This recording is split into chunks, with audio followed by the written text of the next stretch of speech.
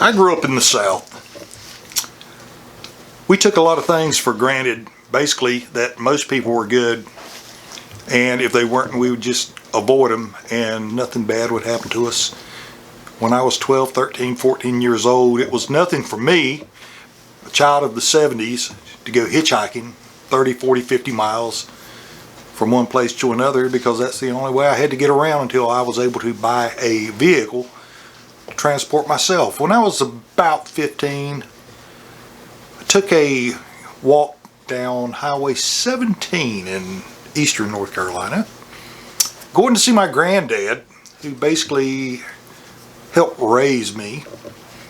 And on the way, I stuck out the old thumb, and an old man pulled over in like a 1950s pickup truck.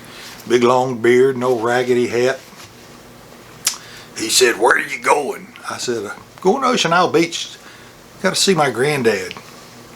"Well, I can take you part of the way," he says.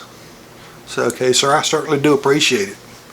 We drive a little bit. He reaches over to his side and he pulls out this big brown jug, or I should say a little brown jug, and he pops it open and he hands it to me. He said, "Here, have a swaller."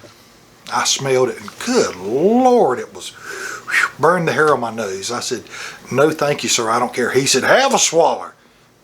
I said, "No, sir, I don't think I ought to. I'm not old enough to drink."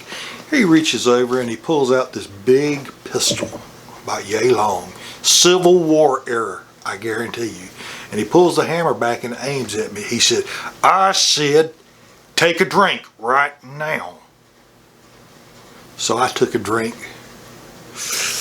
Good Lord have mercy. It burned all the way down. I coughed, I gagged, I choked, and he sat there and laughed and wiped tears out of his eyes.